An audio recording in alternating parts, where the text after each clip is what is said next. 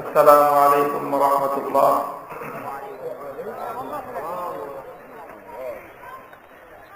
إن الحمد لله نحمده ونستعينه ونستغفره ونؤمن به ونتوكل عليه ونشهد أن لا إله إلا الله وحده لا شريك له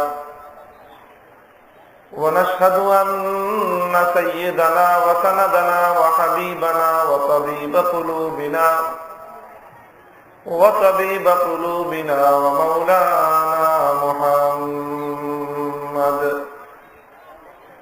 الذي أرسله الله إلى كافة الناس بشيرا ونذيرا وداعيا إلى الله بإذنه وسراجا منيرا. أما بعد فأعوذ بالله من الشيطان الرجيم. بسم الله الرحمن الرحيم.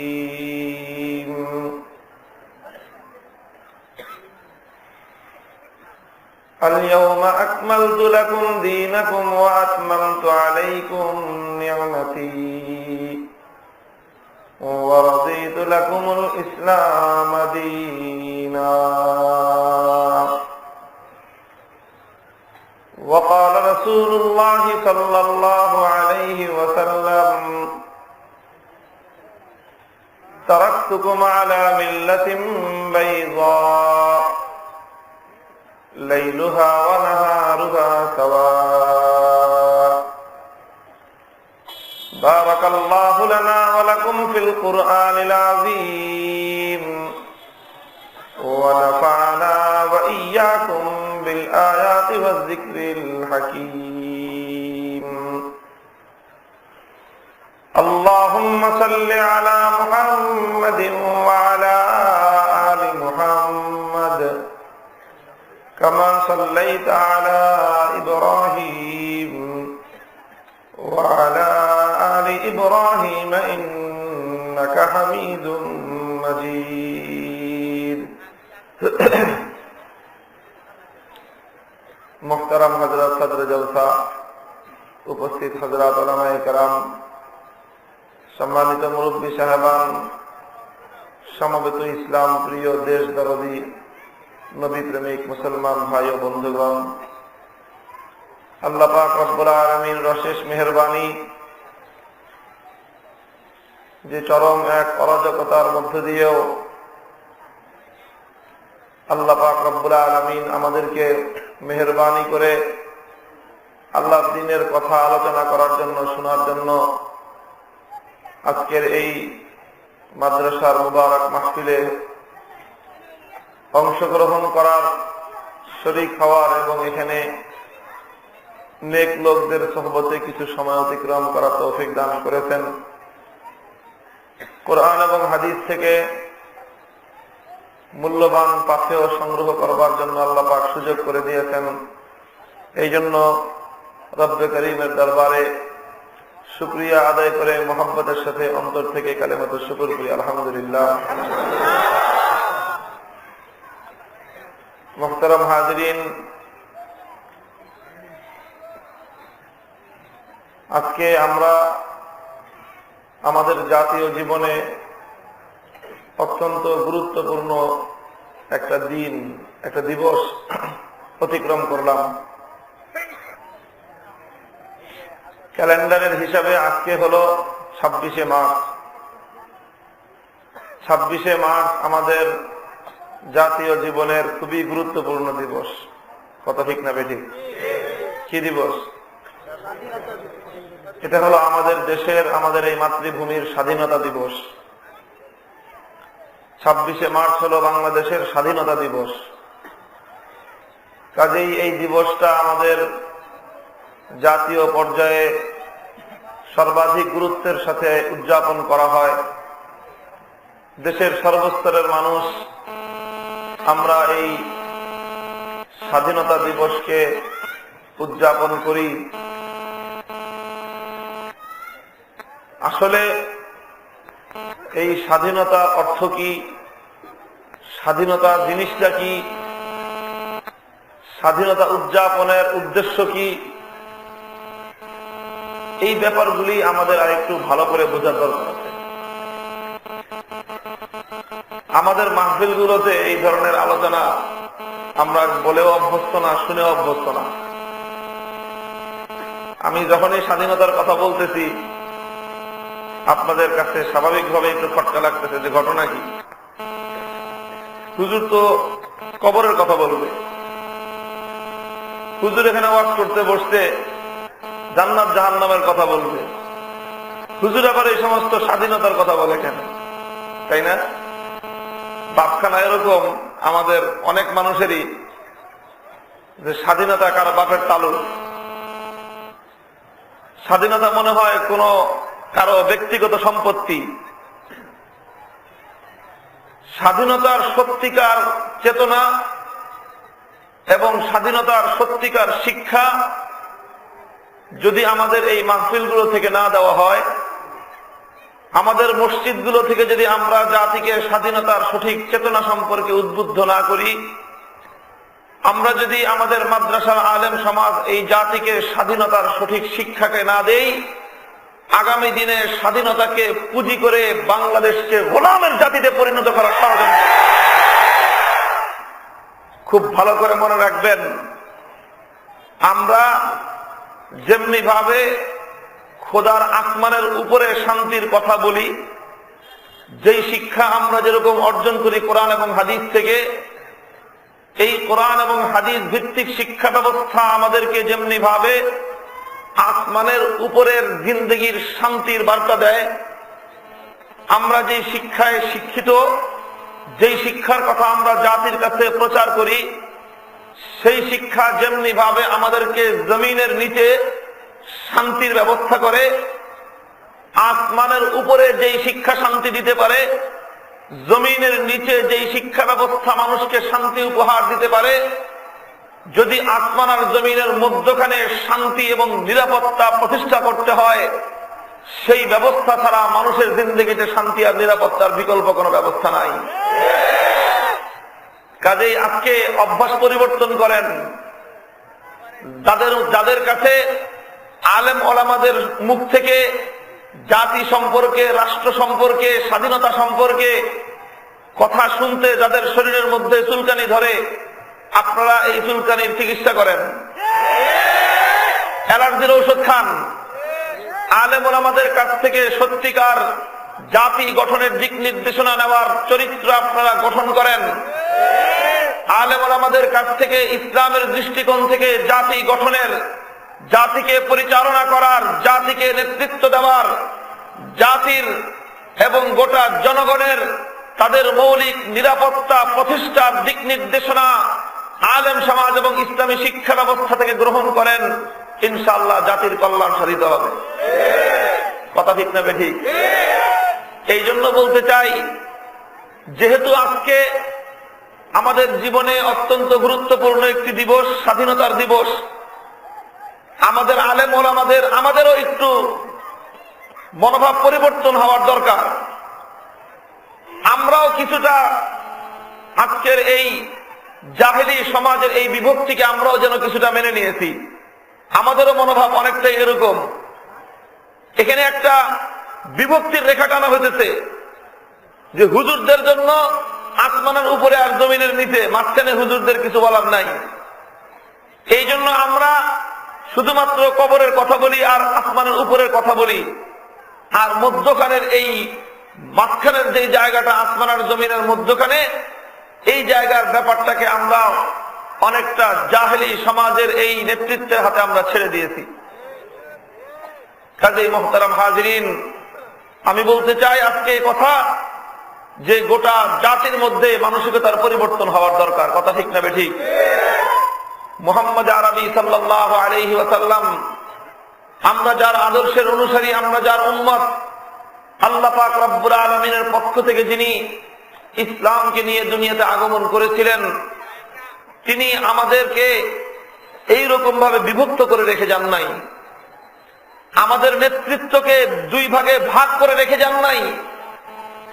আল্লাহর নবী মুহাম্মদ আরবি সাল্লাল্লাহু আলাইহি ওয়াসাল্লাম তিনি যেমনি ভাবে একসঙ্গে আল্লাহর পক্ষ থেকে সর্বশ্রেষ্ঠ পয়গম্বর হিসেবে মদিনার মসজিদে নববীতে বসে গোটা উম্মতের আধ্যাত্মিক নেতৃত্ব দিয়েছেন, ধর্মীয় নেতৃত্বের দায়িত্ব পালন করেছেন, ঠিক তদ্রূপ যখন মদিনাকে কেন্দ্র করে ইসলামী রাষ্ট্র প্রতিষ্ঠিত হলো এবং সেই রাষ্ট্রের পরিধি আস্তে আস্তে বিস্তার লাভ করতে থাকলো, আল্লাহর নবীর ইন্তেকালের মুহূর্ত পর্যন্ত আরবের বিস্তীর্ণ অঞ্চলে প্রায় 12.5 লক্ষ বর্গ মাইল এরিয়া জুড়ে যেই খেলাফতের সোনালী শাসন ব্যবস্থা কায়েম হলো, সেই রাষ্ট্রের রাষ্ট্রপতির দায়িত্ব পালন করার জন্য, সেই রাষ্ট্রে বিচার ব্যবস্থা কায়েম করার জন্য, সেই রাষ্ট্রে জাতি ধর্ম নির্বিশেষে সমস্ত জাতির মানুষের সব ধরনের অধিকার কায়েম করার জন্য, সেই রাষ্ট্রের মধ্যে মানুষের বিচার ব্যবস্থায় নিরাপত্তা প্রতিষ্ঠার জন্য আল্লাহর নবী অন্য কোনখান থেকে কোনো মানুষকে হায়ার করে আনেন নাই। আল্লাহর নবী কোন রোম পারস্য থেকে কোন দুনিয়াদার ব্যক্তিকে হায়ার করে ভাড়া করে আনেন নাই, বরং যেই নবী মদিনার মসজিদে নববীতে দাঁড়িয়ে উম্মতে মুহাম্মাদিয়াকে আধ্যাত্মিক এবং ধর্মীয় নেতৃত্ব দিয়েছেন, সেই একই নবী আল্লাহর কোরআনের ভিত্তিতে ইসলামী শাসন ব্যবস্থার ভিত্তিতে সোনার মদিনাকে কেন্দ্র করে 12.5 লক্ষ বর্গ মাইল জুড়ে বিশ্ব ইতিহাসের মধ্যে সবচেয়ে সফলতম রাষ্ট্র গঠন করেছেন এবং ইসলামী নেতৃত্বকে এই অবস্থায় রেখে গেছেন উম্মতের কাছে। আল্লাহ নবী ইন্তেকাল করেছেন, তিনি ইন্তেকাল করার সময় পরবর্তী নেতৃত্বের দায়িত্ব আবু বকর সিদ্দিক রাদিয়াল্লাহু তাআলা আনহুর স্কন্ধে অর্পণ করে গেছেন। আবু বকর সিদ্দিক রাদিয়াল্লাহু তাআলা আনহু শুধু মদিনার মসজিদ নববীর ইমাম ছিলেন না, কিংবা শুধু মদিনা রাষ্ট্রের রাষ্ট্রপতি ছিলেন না, একদিকে তিনি যেমনি ভাবে মদিনার মসজিদে নববীর ইমামতের দায়িত্বে দাঁড়িয়ে পুরা উম্মতে মুসলিমার ধর্মীয় নেতৃত্ব তিনি দিয়েছেন, একইভাবে আবার খেলাফতের মসনদে বসে গোটা উম্মতে মুসলিমার তিনি রাষ্ট্রপতিও ছিলেন। এভাবেই চলেছে। নবী আকরাম সাল্লাল্লাহু আলাইহি ওয়াসাল্লাম উম্মতকে বলে গেছেন, দেখো উম্মত, ইন্না বানি ইসরাঈলা কানাত তাসুসুহুমুল আমবিয়া কুল্লামা হালাকা নাবিয়্যুন খালাফাহু আখার ওয়া লা নাবিয়্যা বাদি ওয়া সায়াকুনু খুলাফাউ ফায়াকসুরুন। আল্লাহ নবী মুহাম্মদ আরবি সাল্লাল্লাহু আলাইহি ওয়াসাল্লাম উম্মতকে বললেন, উম্মত, আমার পূর্বে হাজার হাজার বছর পর্যন্ত বনি ইসরাঈলের মধ্য থেকে আল্লাহ পাক রব্বুল আলামিন পয়গম্বর প্রেরণ করেছেন। এক নবী দুনিয়াতে আসতেন, এসে আল্লাহর পক্ষ থেকে দুইটা দায়িত্ব পালন করতেন। তাসুসুহুমুল আমবিয়া, একদিকে তারা যেমনি ভাবে নবুয়তের দায়িত্ব পালন করতেন, অন্যদিকে নবীরাই রাষ্ট্রীয় দায়িত্ব পালন করতেন। তাসুসুহুমুল আমবিয়া, বনি ইসরাঈলের পয়গম্বরগণ একদিকে যেমনি ভাবে তারা তাদের ধর্মীয় নেতৃত্বের দায়িত্ব তাদের কাছে থাকতো, অপরদিকে পয়গম্বরদের যুগে রাষ্ট্রীয় নেতৃত্বের দায়িত্ব পালন করার জন্য ভিন্ন কোন লোকের প্রয়োজন হতো না। নবীগণে দায়িত্ব পালন করতেন। কুল্লামা হালাকা নাবিয়্যুন খালাফাহু আখার, আল্লাহ পাক রব্বুল আলামিন হাজার হাজার বছর পর্যন্ত বিশ্ববাসীর শান্তি আর নিরাপত্তা কায়েমের জন্য এই ব্যবস্থাই রেখেছিলেন। এক নবী দুনিয়া থেকে চলে যাওয়ার সঙ্গে সঙ্গে আল্লাহর পক্ষ থেকে আরেকজন পয়গম্বরকে মনোনয়ন দান করা হতো। আরেক নবী দায়িত্ব প্রাপ্ত হতেন, নবুয়ত পাওয়ার সঙ্গে সঙ্গে একদিকে তিনি যেমনি ভাবে জাতির আধ্যাত্মিক আর ধর্মীয় নেতৃত্ব দান করার যোগ্য দায়িত্ব প্রাপ্ত হতেন, ঠিক তেমনি ভাবে অন্যদিকে ওই একই পয়গম্বরের কাছে জাতির রাষ্ট্রীয় দায়িত্বের বোঝাও অর্পিত হতো। আল্লাহ নবী বলতেছেন, এইভাবে চলেছে হাজার হাজার বছর। সমস্ত নবীদের ধারাবাহিকতার সমাপ্তিতে আমি আল্লাহর নবী আখিরি পয়গম্বর হিসেবে দুনিয়াতে আগমন করলাম। ওয়ালা নাবিয়্যা বাদি, আমার পরে দুনিয়াতে আর কোন পয়গম্বর আসবে না।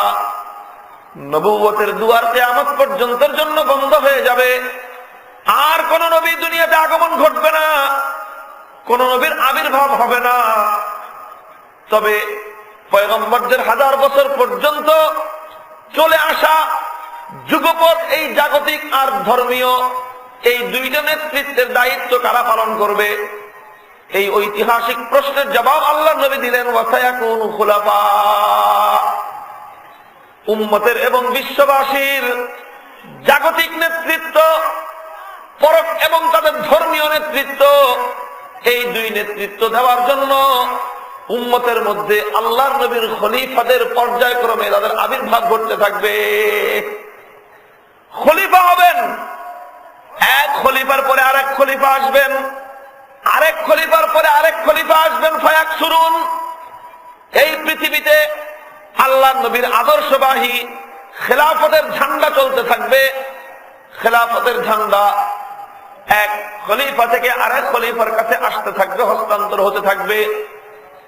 এইভাবে আল্লাহর নবী বলে গেলেন, আমি যেমনি ভাবে উম্মতের উভয়টা দায়িত্ব একসঙ্গে পালন করলাম। যারা আমার খলিফা হবে, যারা আমার প্রতিনিধি হবে, তারা উম্মতের উভয়টা দায়িত্ব একসঙ্গে পালন করবে। উম্মতের রাষ্ট্রনায়ক, উম্মতের রাষ্ট্রপতি, উম্মতের শাসক এমন ব্যক্তি হবে যেই ব্যক্তি উম্মতের জুমার নামাজের সময় ইমামতি করার জন্য জাতির মধ্যে সবচেয়ে উপযুক্ত ব্যক্তি। উম্মতের নেতৃত্ব থাকবে ওই ব্যক্তির হাতে যেই ব্যক্তি জুমার নামাজের জন্য জাতির মধ্যে সবচেয়ে উপযুক্ত ব্যক্তি। মসজিদে ইমামতি করার জন্য যেই ব্যক্তির যোগ্যতা সবচেয়ে বেশি, সেই ব্যক্তি এই উম্মতের খলিফা হওয়ার সবচেয়ে উপযুক্ত ব্যক্তি হবে। মসজিদে জুমার নামাজ যে পড়াতে পারে না, 5 ওয়াক্ত নামাজের ইমামতি করার যোগ্যতা যার নাই, আল্লাহর নবী উম্মতে মুহাম্মাদিয়ার কাছে যেই খেলাফতের আমানত রেখে গেছেন, সেই খেলাফত ব্যবস্থায় মসজিদের ইমামতি করতে অনুপযুক্ত ব্যক্তি মুসলমানদের নেতা হওয়ার যোগ্যতা রাখে না। মুসলমান আমাদের কাছ থেকে খেলাফতের সেই স্বর্ণোজ্জ্বল সেই ইতিহাস আজকে আমরা ভুলে বসে আছি। আজকে একটা মানুষের দেহকে যদি দ্বিখণ্ডিত করে দেওয়া হয়, একটা মানুষের দেহকে যদি দ্বিখণ্ডিত করে দেওয়া হয়, তাহলে ওই মানুষটা যেরকম অচল হয়ে যায়, ওই মানুষটা যেরকম অকার্যকর হয়ে যায়, আজকে মুসলিম নেতৃত্বকে দ্বিখণ্ডিত করে দেওয়া হয়েছে।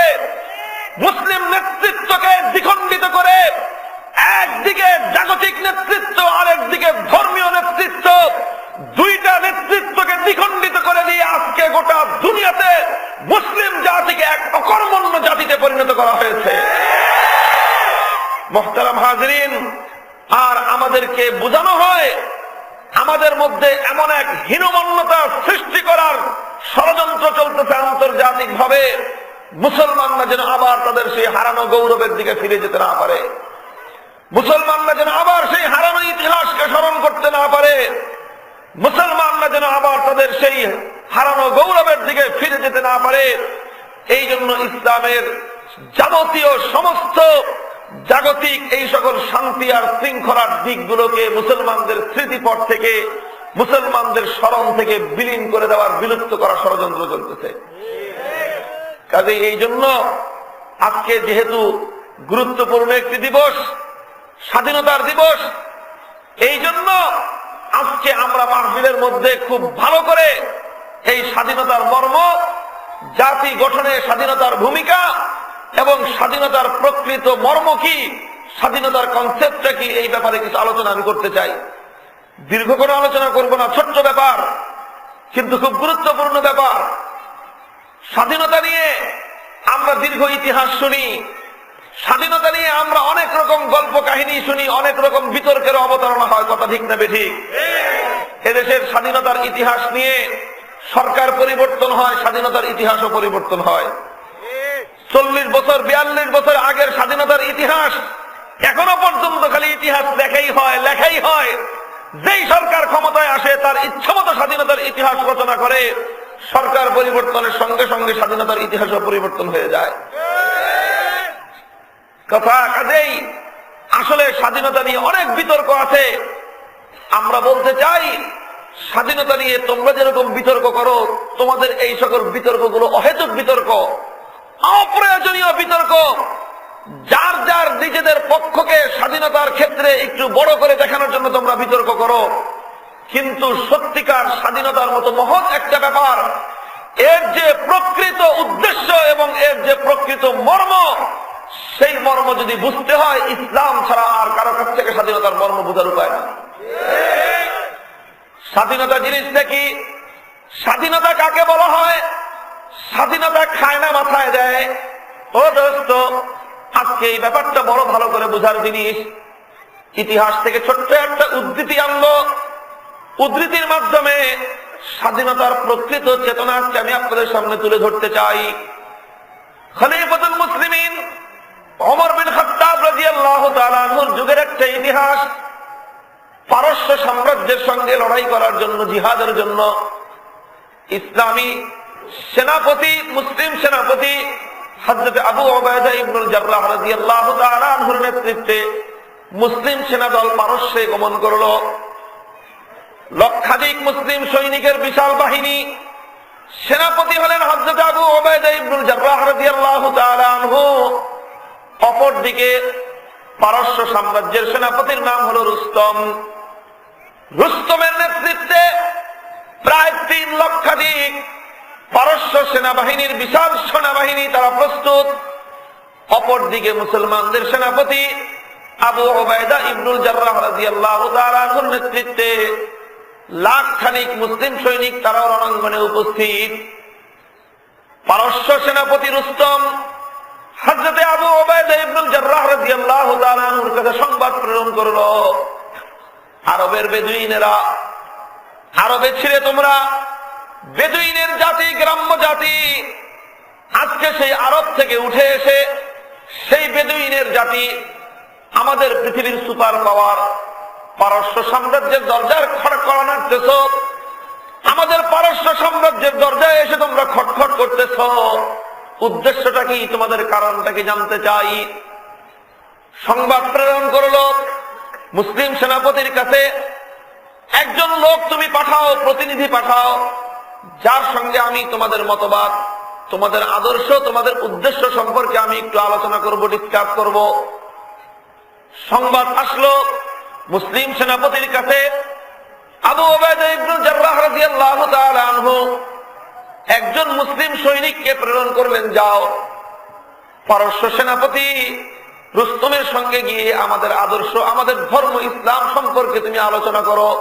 সে জানতে চায়, তার প্রশ্নের জবাব দিয়ে আসো। কাকে পাঠালেন? আল্লাহর নবীর একজন সাহাবী, ইতিহাসের মধ্যে যার নাম লেখা হয় হযরত রিবিঈ ইবনে আমির রাদিয়াল্লাহু তাআলা আনহু। রিবিঈ ইবনে আমির রাদিয়াল্লাহু তাআলা আনহু, নামটা মনে থাকবে? আল্লাহর নবীর সাহাবীর নাম রিবিঈ ইবনে আমির রাদিয়াল্লাহু তাআলা আনহু। আজকে আমাদের যুব সমাজ, স্কুল কলেজ ভার্সিটিতে যারা পড়াশোনা করি, খুব শিক্ষা তো আমরা অর্জন করি। আমাদের কাছে দুনিয়ার স্কুল কলেজগুলোতে বা সাধারণ সমাজের মধ্যে আজকের যুবকদের কাছে জিজ্ঞাসা করেন, এই দুনিয়াতে যতগুলো টেস্ট প্লেয়িং ক্রিকেট খেলোয়াড়ের দল আছে, কোন দলে ক্রিকেট খেলোয়াড় কয়টা? 11টার নাম মুখস্থ বলতে পারবে। কথা ঠিক না বেঠিক? 11 জন করে ক্রিকেট খেলোয়াড়ের নাম, অতিরিক্ত 5টা যে থাকে স্ট্যান্ড বাই, ওগুলোর নামও বলতে পারবে। ফুটবল খেলার সময় ব্রাজিল আর আর্জেন্টিনা সহ যতগুলো ফুটবল টিম আছে, সবগুলো ফুটবল টিমের একেবারে গোলরক্ষক সহ 11 জন করে খেলোয়াড়ের নাম মুখস্থ। কথা ঠিক না বেঠিক? নায়ক নায়িকাদের কথা আর কি বলবো। বাংলাদেশের নায়ক নায়িকা কয়টা আছে? ইন্ডিয়াতে কয়টা আছে? হলিউড আর বলিউডের সুপারস্টার নায়ক নায়িকা কারা? জিজ্ঞাসা করেন। ফরফর করে একটার পর এক নাম বলতে থাকবে। 2 বছরের বাচ্চা কথা বলতে পারে না, নায়িকার নাম 3টা মুখস্থ। কথা ঠিক না বেঠি? জিজ্ঞাসা করেন, এমএ পাস করে আসতে, জিজ্ঞাসা করে আসেন আজকে স্কুল কলেজ ভার্সিটিতে সর্বোচ্চ ডিগ্রি অর্জন করেছে আল্লাহর নবীর 10 জন আশারায়ে মুবাশশারা সাহাবার নাম জিজ্ঞাসা করেন। যেই 10 জন সাহাবী আল্লাহর জমিনে বিচরণ করেছেন, এই পৃথিবীতে জীবন্ত থাকা অবস্থায় খোদার আরশের পক্ষ থেকে জান্নাতের সনদ দেওয়া হয়েছে। সেই 10 জন সাহাবীর নাম বলতে বলেন। মুসলিম যুবকদের মধ্যে 1000-এ 1 জন পাওয়া যাবে কিনা সন্দেহ, যে এক বৈঠকের মধ্যে 10 জন সাহাবীর নাম বলবে। কথা ঠিক না বেঠিক? আমাদের নায়ক নায়িকাদের নাম আমাদের সন্তানদের মুখস্থ থাকে, খেলোয়াড়দের নাম মুখস্থ থাকে, নেতা নেত্রীদের নাম মুখস্থ থাকে। আজকে মুসলিম যুব প্রজন্মের কাছে সাহাবায়ে কেরামের আদর্শের নাম মুখস্থ নাই। কারণ এই সমাজ আমাদের কাছে সাহাবাদেরকে আমাদের সামনে আইডল হিসেবে উপস্থাপন করতে ব্যর্থ হয়েছে। এই সমাজ আমাদের সামনে নায়ক নায়িকাদেরকে বড় করে উপস্থাপন করে। এই সমাজ আমাদেরকে নায়ক নায়িকাদের অশ্লীলতাকে আমাদের সামনে অনুসরণীয় আদর্শ হিসেবে উপস্থাপন করে। এই সমাজ আমাদের সামনে এই সামান্য খেলোয়াড়দেরকে অনুসরণীয় ব্যক্তি হিসেবে আমাদের সামনে উপস্থাপন করে। এই সমাজ আজকের যুব প্রজন্মের সামনে সত্যিকার অনুসরণীয় ব্যক্তিদেরকে যথাযথ গুরুত্বের সঙ্গে উপস্থাপন করতে ব্যর্থ হয়েছে। এই সমাজ জাহিলি সমাজকে ভেঙে আদর্শ সমাজ করতে হবে।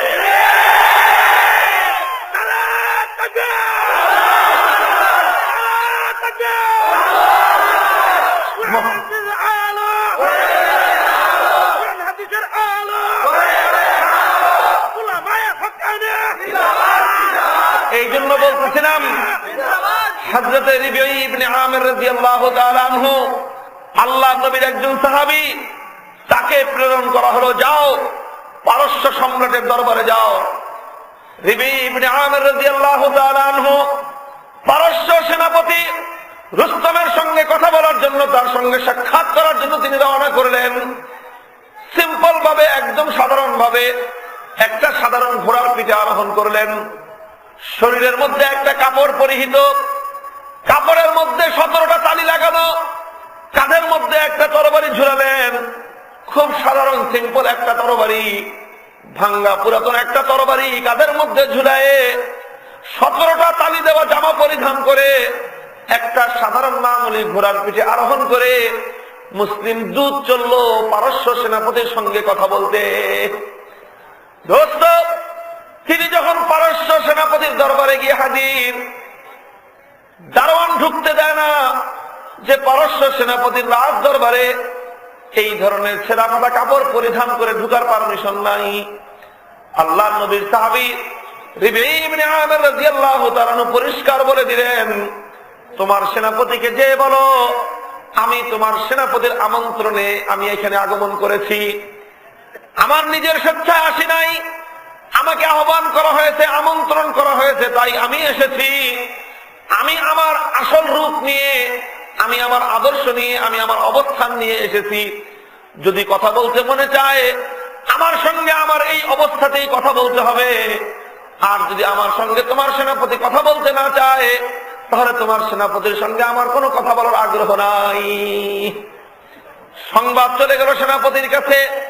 সেনাপতি বলল, মুসলিম সৈনিককে আসতে দাও, যেই অবস্থায় আছে সেই অবস্থাতেই তাকে আমার সামনে আসতে দাও।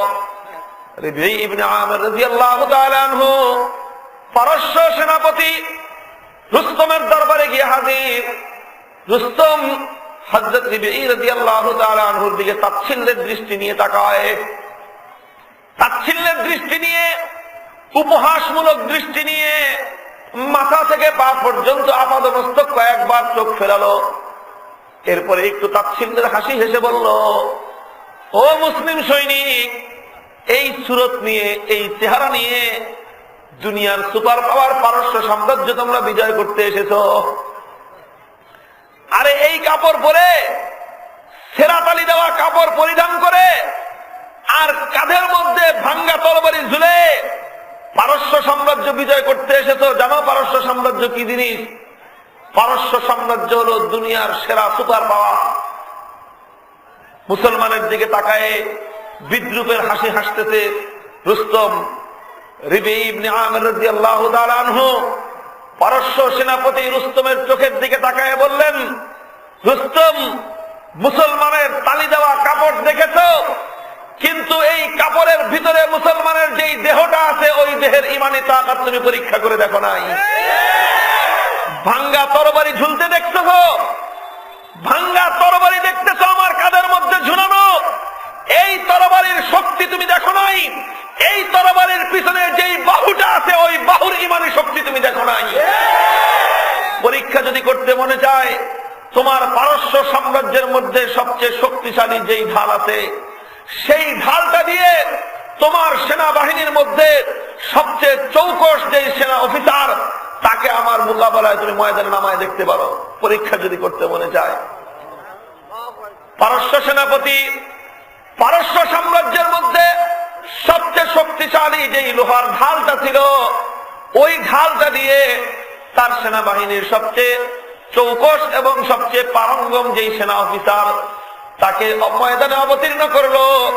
রিবঈ ইবনে আমির রাদিয়াল্লাহু তাআলা আনহুর এই তরবারির শক্তি পরীক্ষা করার জন্য।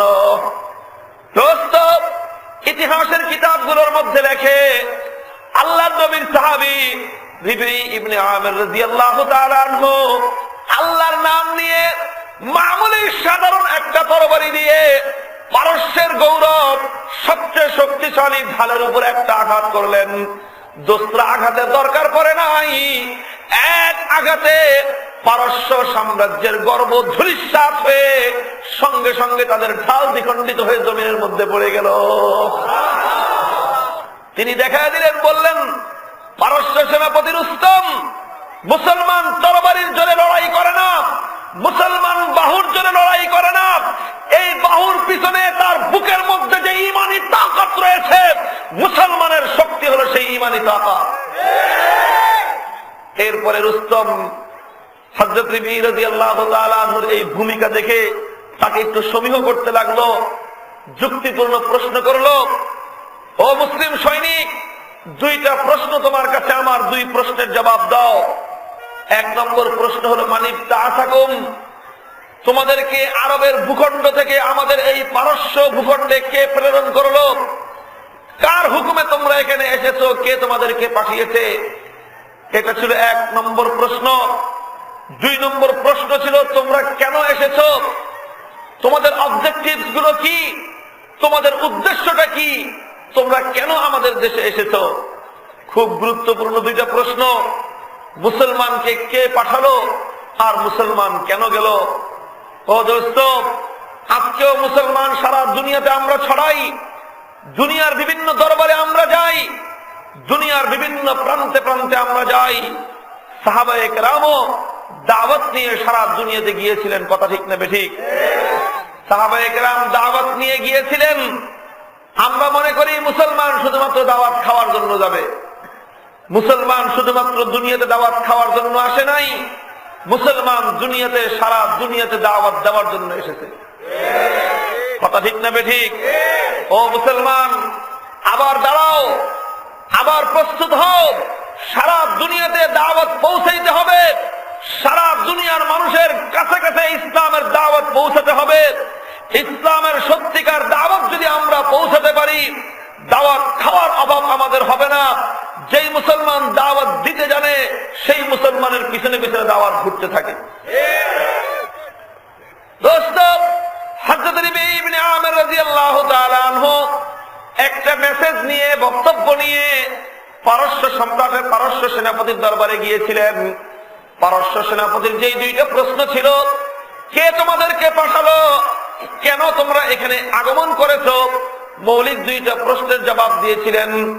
সংক্ষিপ্ত ভাবে বিশ্ব ইতিহাসের নির্ভরযোগ্যতম ঐতিহাসিক গ্রন্থ আল বিদায়া ওয়ান নিহায়ার মধ্যে আল্লামা হাফিজ ইমাদউদ্দিন ইবনে কাসির রাহমাতুল্লাহি আলাইহি হযরত রিবঈ রাদিয়াল্লাহু তাআলা আনহুর সেই বক্তব্যগুলোকে স্বর্ণাক্ষরে তিনি কোট করে লিখে রেখেছেন। স্বর্ণাক্ষরে লিপিবদ্ধ আছে ইসলামী দাওয়াতের মূল বক্তব্য কি ছিল। ও দোস্ত, আজকের দুনিয়ার মানুষ মনে করে ইসলামের দাওয়াত হলো শুধুমাত্র নামাজের দাওয়াত, মনে করে মুসলমানদের দাওয়াত হলো শুধুমাত্র ইবাদতের দাওয়াত, মনে করা হয় মুসলমান শুধুমাত্র সুন্নতের দাওয়াত দিবে, মুসলমান শুধুমাত্র ও দোস্ত ইবাদত বন্দেগীর দাওয়াত দিবে। আমরা পরিষ্কার বলতে চাই, ইসলামের দাওয়াতের মধ্যে যেমনি ভাবে নামাজের দাওয়াত আছে কোনো সন্দেহ নাই, নামাজ হলো ইসলামের সবচেয়ে গুরুত্বপূর্ণ দাওয়াত। ইসলামের দাওয়াতের মধ্যে যেমনি ভাবে ঈমানের দাওয়াত আছে, ঈমানের দাওয়াত হলো সবচেয়ে গুরুত্বপূর্ণ দাওয়াত। ইসলামী দাওয়াতের মধ্যে যেমনি ভাবে ইবাদতের দাওয়াত আছে, ইসলামী দাওয়াতের মধ্যে যেমনি ভাবে সুন্নতি জিন্দেগীর দাওয়াত আছে, ঠিক তেমনি ভাবে সাহাবায়ে কেরাম যে ইসলামের দাওয়াত নিয়ে দুনিয়াতে ছড়িয়েছিলেন, সেই ইসলামী দাওয়াতের মধ্যে জাতি ধর্ম নির্বিশেষে সমস্ত মানুষের মৌলিক অধিকার প্রতিষ্ঠানের দাওয়াত ছিল। হযরত রিবঈ ইবনে আমির রাদিয়াল্লাহু তাআলা আনহুর বক্তব্যের দ্বারা পরিষ্কার। আল বিদায়া ওয়ান নিহায়া কিতাবের মধ্যে রিবঈ ইবনে আমির রাদিয়াল্লাহু তাআলা আনহুর বক্তব্য উদ্ধৃত করা হয়েছে। পারস্য সেনাপতির প্রশ্নের জবাব, এক নম্বর প্রশ্ন ছিল, কে পাঠিয়েছে তোমাদেরকে? আল্লাহর নবীর সাহাবী রিবঈ ইবনে আমির রাদিয়াল্লাহু তাআলা আনহু পারস্য সেনাপতির চোখের দিকে তাকিয়ে প্রথম প্রশ্নের জবাব দিলেন, আল্লাহু ইবতাআসানা, আল্লাহু ইবতাআসানা। ও পারস্য সেনাপতি, দুনিয়ার কোন মানুষের পক্ষ থেকে আমরা আসি নাই, দুনিয়ার কোন মাখলুক আমাদেরকে পাঠানো নাই, বরং আমাদেরকে তোমাদের এই পারস্য ভূখণ্ডের দিকে এক মহান জিম্মাদারি দিয়ে প্রেরণ করেছেন স্বয়ং সৃষ্টিকর্তা রব্বুল আলামিন। আমাদেরকে পাঠিয়েছেন কে? আল্লাহ। এখানেই মৌলিক পার্থক্য। সাহাবায়ে কেরাম পার্থক্য রচনা করে দিয়েছেন।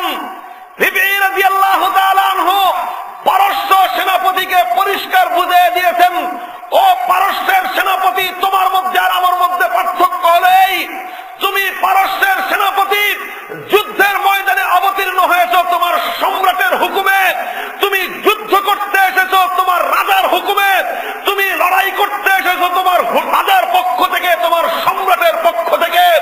তোমার সম্রাট যত বড়ই হোক না কেন, তোমার সম্রাট মাখলুক, আমরা মুসলমান কোন মাখলুকের পক্ষ থেকে আসি নাই, স্বয়ং আমরা সমস্ত তামাম কায়নাতের খালেক সৃষ্টিকর্তা রব্বুল আলামিনের পক্ষ থেকে আমরা জিহাদের ময়দানে অবতীর্ণ হয়েছি। এখানেই মৌলিক পার্থক্য হক আর বাতিলের মধ্যে। হক আর বাতিলের পার্থক্যের প্রধান সূত্র এখানেই।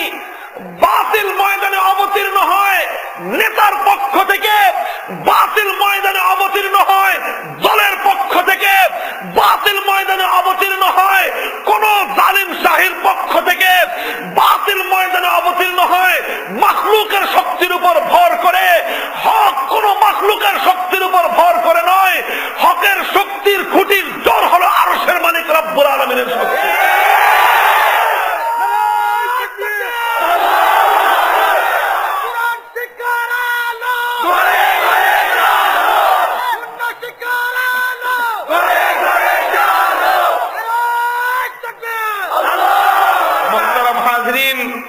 এখানেই তিনি পার্থক্য রচনা করে দিলেন, আল্লাহু ইবতাআসানা, আমাদেরকে পাঠিয়েছেন আল্লাহ পাক রব্বুল আলামিন। দোস্ত, দুনিয়ার প্রত্যেকটি মানুষ খুঁটির জোরে কথা বলে, কথা ঠিক না বেশি? যার খুঁটির জোর বেশি তার কথার পাওয়ারও বেশি, কথা ঠিক না বেশি? যখন যার খুঁটির জোর থাকে তখন তার কথার ঠেলাও থাকে। খুঁটির জোর 5 বছর পর পর বদলায় যায়। এখন যারা জোরে কথা বলে বিগত 5 বছরে তাদেরকে এলাকায় খুঁজে পাওয়া যায় নাই। আবার এখন যারা খুঁজে জোরে জোরে কথা বলতেছে তারা আগামী 5 বছর তাদেরকে এলাকায় খুঁজে পাওয়া যাবে না। আগামী 5 বছর যারা কথা বলবে এরপরের 5 বছর তাদেরকে খুঁজে পাওয়া যাবে না, কথা ঠিক না বেঠিক? কারণটা কি?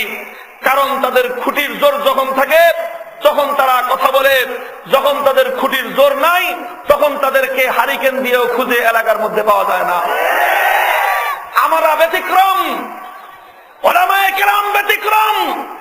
উলামায়ে কেরাম যেই খুঁটির জোরে কথা বলে বিগত 5 বছরে সেই খুঁটি ছিল, আজও সেই খুঁটি আছে, কিয়ামত পর্যন্ত উলামায়ে কেরামের খুঁটির জোর থাকবে। কাজেই উলামায়ে কেরামের কথা বলার আওয়াজ কোনোদিনও নিস্তব্ধ হবে না। রাখবেন, আমাদের কাছ থেকে অনেক মানুষ জোরে কথা শুনতে অভ্যস্ত না। এদের কানের ছিদ্র একটু বড় করতে হবে, কানের ফুটা বড় করতে হবে, অভ্যাস পরিবর্তন করো। আমরা যেই খুঁটির জোরে কথা বলি, দুনিয়ার তোমরা সবাই মাখলুকের খুঁটির জোরে কথা বলো, আমরা কোন মাখলুকের খুঁটির জোরে কথা বলি না। কোন রাষ্ট্র, আমরা কোন সরকারের শক্তিতে আমরা কথা বলি না, কোন ক্ষমতার শক্তিতে আমরা কথা বলি না, কোন নেতার শক্তিতে আমরা কথা বলি না, কোন নেত্রীর শক্তিতে আমরা কথা বলি না। আমরা কোরআনের শক্তিতে কথা বলি, আল্লাহর শক্তিতে কথা বলি। সুতরাং আল্লাহর শক্তি যতদিন আছে, আমাদের কথার স্পিরিট ততদিন থাকবে। আল্লাহু ইবতাসানা, হযরত রবীঈ রাদিয়াল্লাহু তাআলা আনহু সেই শিক্ষাই আমাদেরকে দিয়ে গেলেন।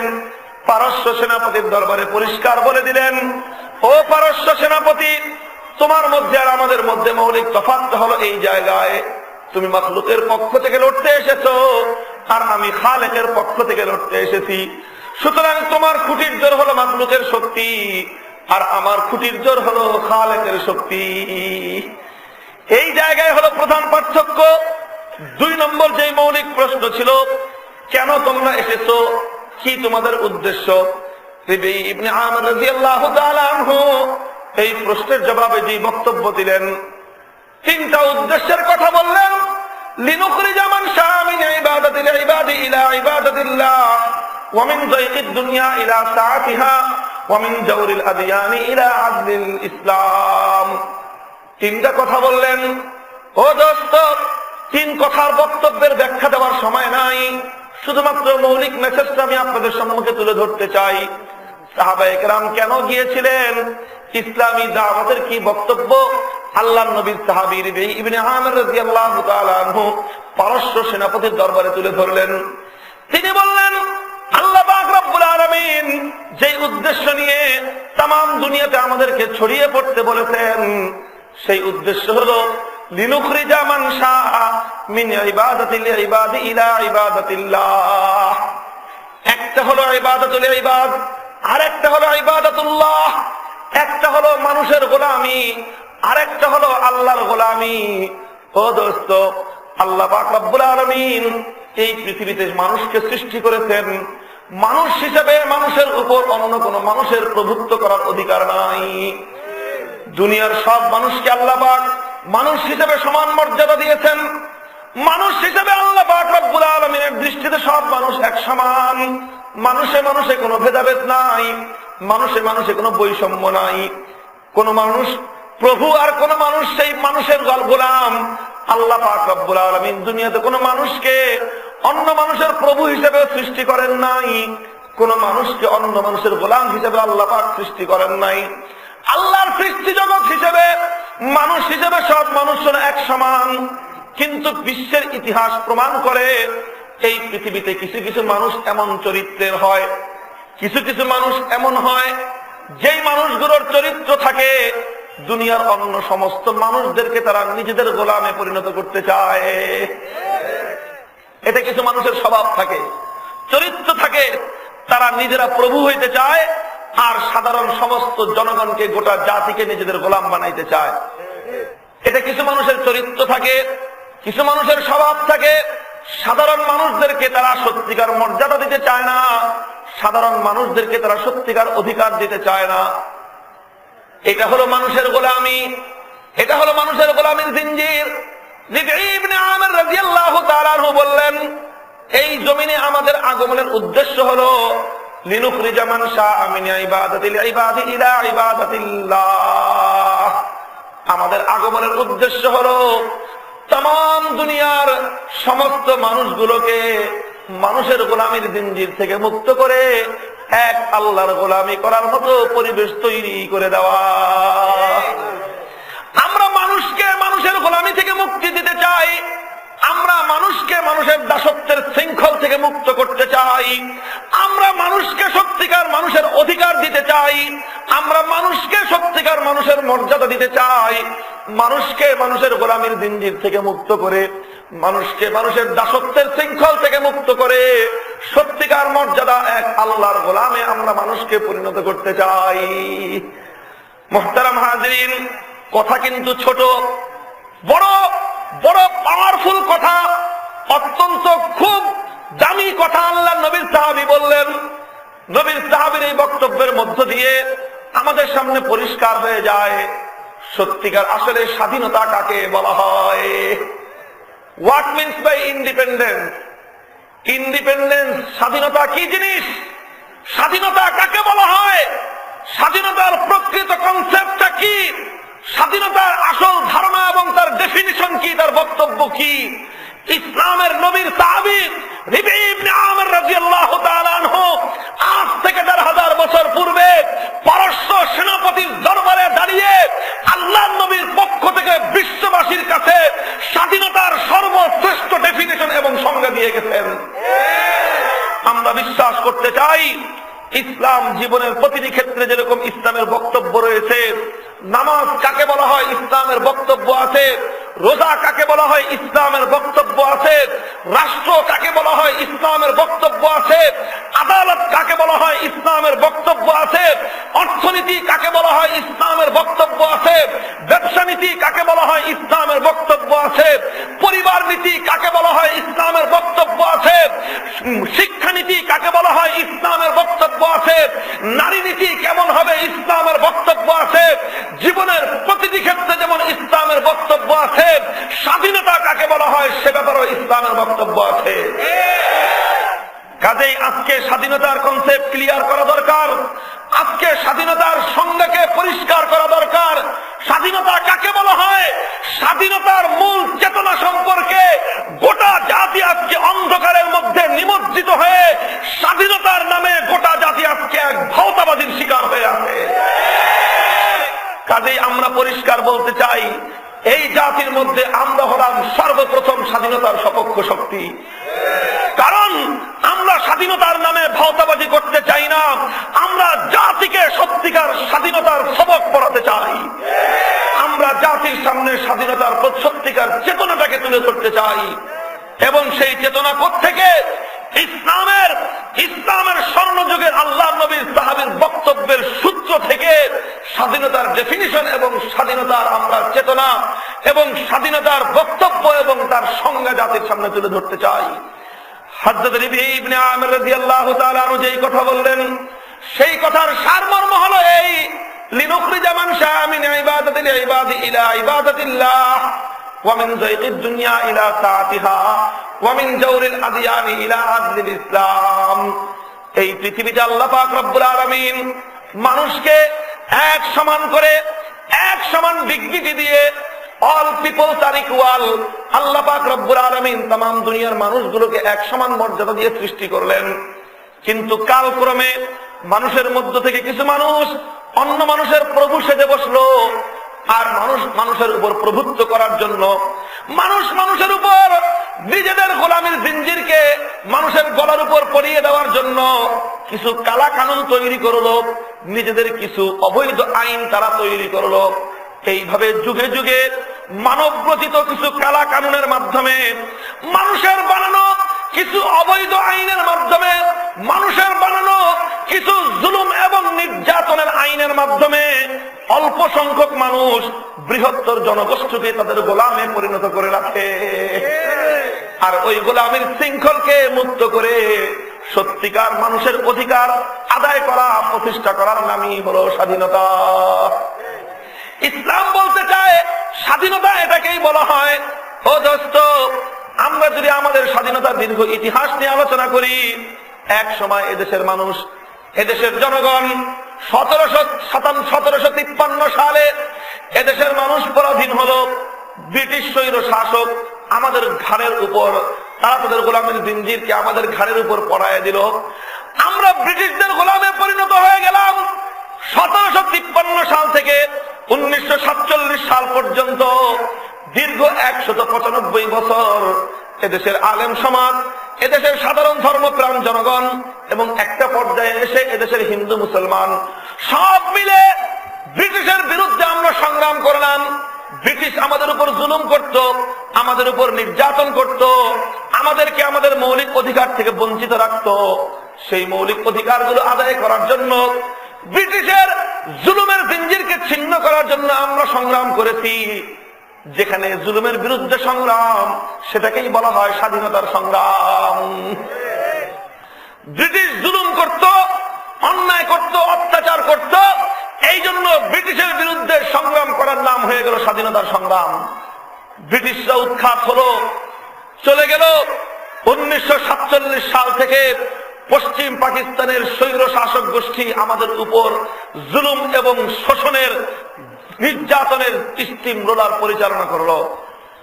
7 কোটি বাঙালি মানুষের উপর, 7 কোটি বাঙালি জনতার উপর পশ্চিম পাকিস্তানি স্বৈর শাসক গোষ্ঠী একের পর এক জুলুম এবং নির্যাতনের স্টিম রোলার চালাতে লাগলো।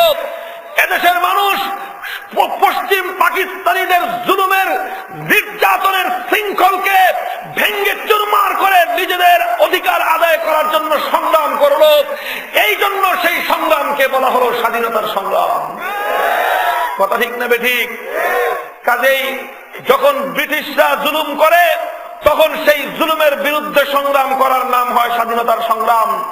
যখন পাকিস্তানিরা জুলুম করে, সেই জুলুমের বিরুদ্ধে সংগ্রাম করার নাম হয় স্বাধীনতার সংগ্রাম। মনে রাখবেন, ইসলাম বলতে চায় শুধু ব্রিটিশ আর পাকিস্তানি নয়, যারা যখন জুলুম করবে, যারা যখন শোষণ করবে, সেই জুলুম আর শোষণের বিরুদ্ধে সত্যিকার মুক্তির সংগ্রামকে বলা হয় স্বাধীনতার সংগ্রাম। কাজেই আমরা বলবো, ইসলাম আমাদেরকে সত্যিকার চিরন্তন স্বাধীনতার চেতনা শিক্ষা দিয়েছে। ইসলামের এই স্বাধীনতার কনসেপ্ট যদি কোনো মুসলমান বুঝতে সক্ষম হয়, তাহলে সে একটা কথাই বুঝবে, জালেম যতই পরিবর্তন হোক, শোষক যতই পরিবর্তন হোক, আমলের যতই পরিবর্তন ঘটুক, যতদিন পর্যন্ত মানুষের উপর থেকে জুলুম এবং শোষণের, নির্যাতনের স্টিম রোলার বন্ধ না হবে, ততদিন পর্যন্ত স্বাধীনতার সংগ্রাম বন্ধ হতে পারে না। এটাই হলো ইসলামের চেতনা, এটাই ইসলাম শিক্ষা দিতে চায়। কাজেই আল্লাহ নবীর সাহাবীর এই বক্তব্য থেকে শিক্ষা নিয়ে আমিও আজকে কথা পরিষ্কার ভাষায় বলতে চাই, এই পৃথিবীতে মানুষের উপর মানুষের প্রভুত্ব আর মানুষকে জুলুম করার, শোষণ করার সবচেয়ে বড় হাতিয়ার হলো মানব রচিত সংবিধান, মানব রচিত আইন। আল্লাহর দেওয়া আইনকে উৎখাত করে মানুষ যখন আইন তৈরি করে, আল্লাহর দেওয়া আইনকে বাতিল করে দিয়ে মানুষ যখন নিজেদের খেয়াল খুশি মতো কোনো আইন রচনা করে, আল্লাহর আইন মানুষের অধিকার নিশ্চিত করার জন্য, আল্লাহর আইন মানুষের মধ্যে সাম্য কায়েম করার জন্য, আল্লাহর আইনকে উৎখাত করে তার বিকল্প যে আইন দেওয়া হয়, সেই আইনের দ্বারা সাম্য কায়েম হয় না, সেই আইনের দ্বারা বৈষম্য প্রতিষ্ঠা হয়। কেন? আমাদের কাছে তার জ্বলন্ত নজির আছে, প্রমাণ ছাড়া আমরা কথা বলি না। আল্লাহর আইন, আল্লাহর কোরআনের মধ্যে দেখবেন, ইসলামের যত শরিয়ার আইন আছে, আল্লাহর যত আইন আছে, সমস্ত আইনের মধ্যে আল্লাহ পাক রব্বুল আলামিন সাম্য রক্ষা করেছেন, সমতা রক্ষা করেছেন। দুনিয়ার কোন মানুষের প্রতি আল্লাহ পাক রব্বুল আলামিনের এক চোখা নীতি নাই। কথা ঠিক না বেঠিক? সব মানুষ সৃষ্টিকর্তার দৃষ্টিতে এক সমান। সুতরাং আমার জন্য যে আইন, তোমার জন্য সেই আইন। আমি ক্ষমতায় থাকলে যে আইন, তুমি ক্ষমতায় থাকলেও সেই আইন। আল্লাহ পাক রব্বুল আলামিনের কাছে কোনো পার্সিয়ালিটি নাই। আল্লাহর দৃষ্টিতে কোনো আইনের মধ্যে কোনো বৈষম্য নাই। মানুষের বানানো আইন, মানুষ যখন কোনো আইন রচনা করে, বিশেষ করে আল্লাহর নিয়ম নীতিকে ভায়োলেট করে, আল্লাহর দেওয়া আইন রচনার নীতিকে উপেক্ষা করে মানুষ যখন কোনো আইন তৈরি করে, তখন মানুষের চরিত্র হলো এই, মানুষের স্বভাব হলো এই, মানুষ আইন রচনা করার সময় নিজেদের সুবিধার কথাই চিন্তা করে। কিভাবে নিজের সুবিধা অর্জন করা যাবে, কিভাবে নিজেদের সুবিধা পকেটে পড়া যাবে, কিভাবে নিজেরা ফ্যাসিলিটি পাওয়া যাবে, আর নিজেদের বিরোধী পক্ষকে কিভাবে সাইজ করা যাবে, এটাই হলো মানুষের আইন রচনা করার সময় আইন প্রণেতাদের দৃষ্টিভঙ্গি থাকে। আল্লাহর আইনের দৃষ্টিভঙ্গি হলো দুনিয়াতে কোনো বৈষম্য চলবে না। কথা ঠিক না বেঠিক? সরকারি দল বিরোধী দলের মধ্যে কোনো পার্থক্য চলবে না। আল্লাহর আইন সবার জন্য এক সমান। আল্লাহ পাক রব্বুল আলামিন দুনিয়াতে মানুষে মানুষে কোনো বৈষম্য করেন না। এটাই হলো আমার আল্লাহ পাক রব্বুল আলামিনের আইনের সর্বশ্রেষ্ঠতম বৈশিষ্ট্য।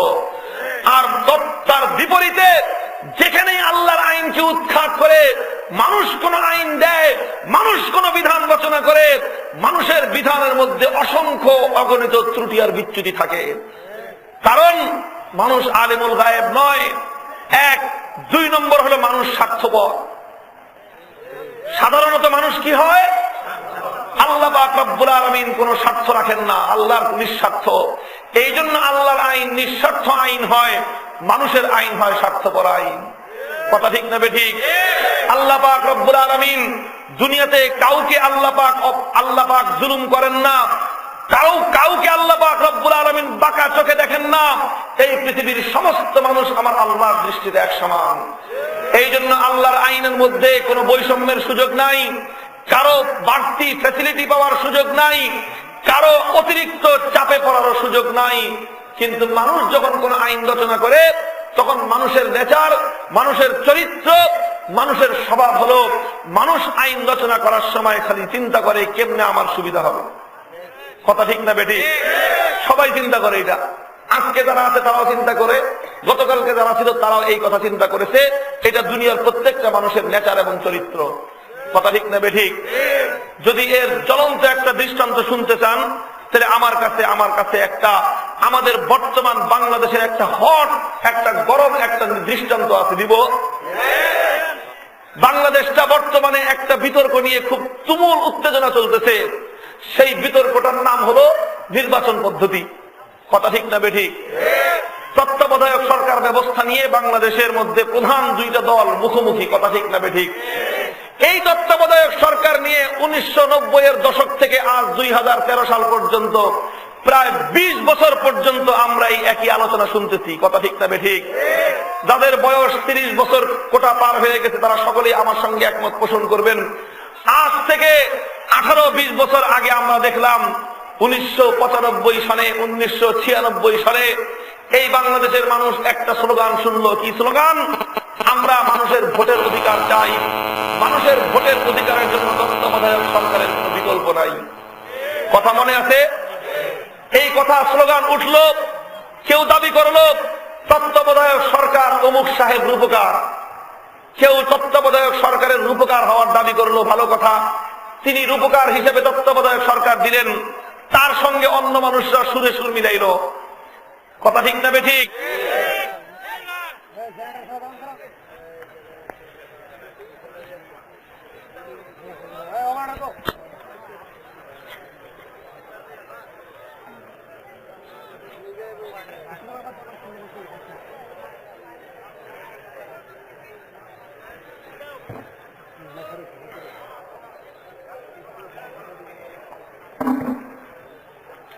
কথা শুনতে থাকেন আপনারা।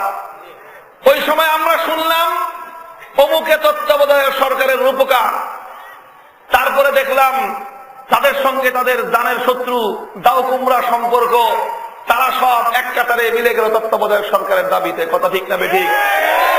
একাকার হয়ে গলায় গলায় খাতির লাগায় তত্ত্বাবধায়ক সরকারের জন্য গোটা বাংলাদেশের মধ্যে দাবি তুলল। ভালো কথা, আমরা জনগণ এই কথা বুঝতে চাইলাম যে হ্যাঁ, তত্ত্বাবধায়ক সরকার ছাড়া জনগণের ভোটের অধিকার প্রতিষ্ঠিত হওয়া সম্ভব না। আন্দোলন চলল, কিছু মানুষ বলল তত্ত্বাবধায়ক সরকার ছাড়া মানুষের ভোটের অধিকার প্রতিষ্ঠিত হতে পারে না। পক্ষান্তরে কিছু মানুষ বলল তত্ত্বাবধায়ক সরকার নির্দলীয় নিরপেক্ষ তত্ত্বাবধায়ক সরকার পাগলের প্রলাপ ছাড়া আর কিছুই হতে পারে না। বক্তব্যগুলো কিন্তু আমাদের মনে আছে, আমরা ভুলে যাই নাই। কেউ বলল তত্ত্বাবধায়ক সরকার পাগলের প্রলাপ, কেউ বলল তত্ত্বাবধায়ক সরকার ছাড়া মানুষের ভোটের অধিকার প্রতিষ্ঠিত হতে পারে না। কথা ঠিক না বেঠিক?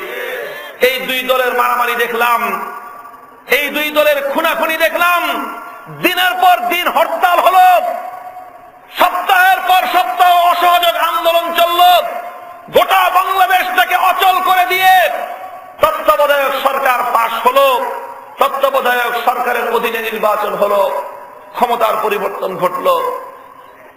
1996 সালের ইতিহাস, 1996 থেকে আজ 2012-13 সাল, কেবলমাত্র 18 বছর অতিক্রান্ত হল। 18 বছর পরে আমরা আবার পুরাতন বিতর্ক আবার নতুন করে শুনতেছি। এখন কি শুনতেছি? এবার ভোল পরিবর্তন হয়ে গেছে। সেই দিন যারা বলেছিল তত্ত্বাবধায়ক সরকার পাগলের প্রলাপ, আজকে তাদের কথা পরিবর্তন হয়ে এখন তারা বলতেছে তত্ত্বাবধায়ক সরকার ছাড়া নির্বাচন মানি না। সেই দিন যারা বলেছিল তত্ত্বাবধায়ক সরকার ছাড়া মানুষের ভোটের অধিকার প্রতিষ্ঠিত হতে পারে না, আজকে সেই তাদের মুখে আমরা শুনতেছি তত্ত্বাবধায়ক সরকার দ্বারা মানুষের ভোটের অধিকার প্রতিষ্ঠিত হতে পারে না। কথা ঠিক না বেঠিক? পাবলিকে পাইছেন কি আপনারা? গাদার ছাগল পাইছেন? যা বুঝাইবেন তাই বুঝবেন আপনারা। কি বুঝাইতে চান আপনারা আমাদেরকে? ওই দিন যারা বললেন এটা পাগলের প্রলাপ, আজকে তারা বলবেন তত্ত্বাবধায়ক সরকার ছাড়া মানি না। সেই দিন যারা বললেন তত্ত্বাবধায়ক সরকার ছাড়া নির্বাচন হতে দেওয়া হবে না, আজকে তারা বলতেছেন তত্ত্বাবধায়কের অধীনে নির্বাচন হতে দিবেন না। ঘটনা কি? আপনাদের বিতর্ক, আপনাদের মারামারি, আপনাদের খুনাখুনির বলি এদেশের সাধারণ জনগণ আর কতদিন হবে? মুহতারাম হাজিরিন, আসল ঘটনা কি? পরিবর্তন কেন হলো? ওই দিন যারা বিরোধী ছিল আজকে তারা পক্ষে বলে, ওই দিন যারা পক্ষে বলেছিল আজকে তারা বিরোধী বলে। কারণটা কি? কারণটা আসল রহস্য হলো এই, দেখবেন লক্ষ্য করে, ওই সময়ে কারা বিরোধিতা করেছিল? যারা ক্ষমতায় ছিল তারা তত্ত্বাবধায়কের বিরোধিতা করেছিল, যারা ক্ষমতার বাহিরে ছিল তারা তত্ত্বাবধায়কের পক্ষে ছিল।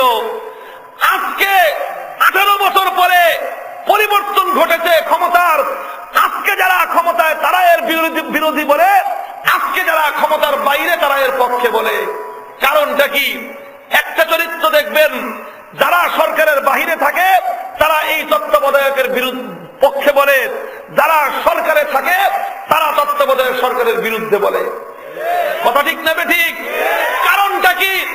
কারণ একটাই, যারা ক্ষমতায় থাকে তারা চিন্তা করে তত্ত্বাবধায়ক সরকারের অধীনে নয়, যদি আমার অধীনে নির্বাচন হতে পারে তাহলে আমি আবার আমার সুবিধা মতো নির্বাচন করে পুনর্বার ক্ষমতায় আসার সুযোগ পাবো। সেই দিনও এই কথা চিন্তা করা হয়েছে, আজও এই কথা চিন্তা করা হয়েছে। তার মানে হলো এই, যারা যখন ক্ষমতায় থাকে তারা আইন রচনা করার সময় চিন্তা করে আমি আবার কিভাবে ক্ষমতায় আসতে পারবো, কিভাবে আমার দলের সুবিধা হবে, কিভাবে আমার দলের কর্মীদের সুবিধা হবে, আমার সুবিধা কিভাবে নিশ্চিত করা যায়, সেই চিন্তা করেই সব সময় মানুষ আইন রচনা করে এবং আইন গঠন করে। জ্বলন্ত দৃষ্টান্ত এটা। কারো পক্ষে কথা বলাও আমাদের উদ্দেশ্য না, কারো বিপক্ষে কথা বলাও আমাদের উদ্দেশ্য না।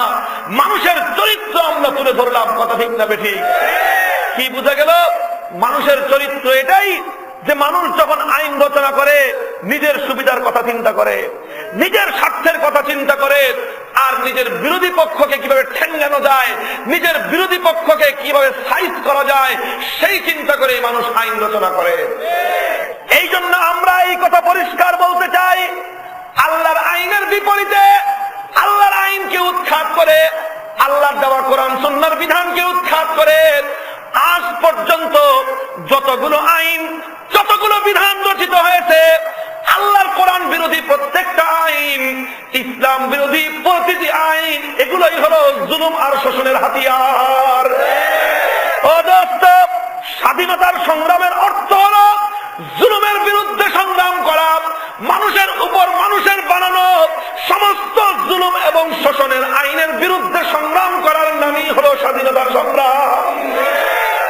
ব্রিটিশরা আমাদেরকে জুলুম করত, এই জন্য ব্রিটিশদের বিরুদ্ধে সংগ্রাম করা হয়েছিল স্বাধীনতার সংগ্রাম।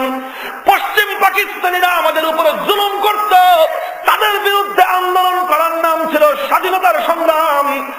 আজ যদি আমাদের উপর অন্য কেউ জুলুম করে, সেটা বিদেশি জালেম হোক আর দেশি জালেম হোক, সেই জালেমের বিরুদ্ধে রুখে দাঁড়াবার নামই হলো স্বাধীনতার সংগ্রাম। কাজেই স্বাধীনতার সংগ্রাম শেষ হয় নাই, স্বাধীনতার সংগ্রাম শেষ হওয়ার নয়। যতদিন পর্যন্ত আল্লাহর জমিন থেকে গায়রুল্লাহর বানানো সমস্ত কালা কানুনের অপছায়াকে উৎখাত করে বঙ্গোপসাগরে ভাসিয়ে না দেওয়া যাবে, ততদিন পর্যন্ত প্রকৃত স্বাধীনতার অধিকার প্রতিষ্ঠিত হবে না।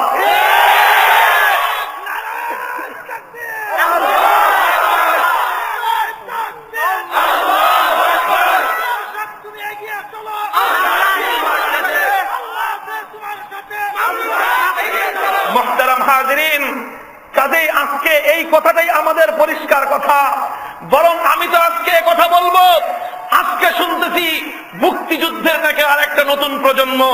ওয়েলকাম। আমরা মুক্তিযুদ্ধের নতুন প্রজন্মকে স্বাগত জানাই। মুক্তিযুদ্ধের নতুন প্রজন্মের ঘোষণা আমরা দিতে চাই।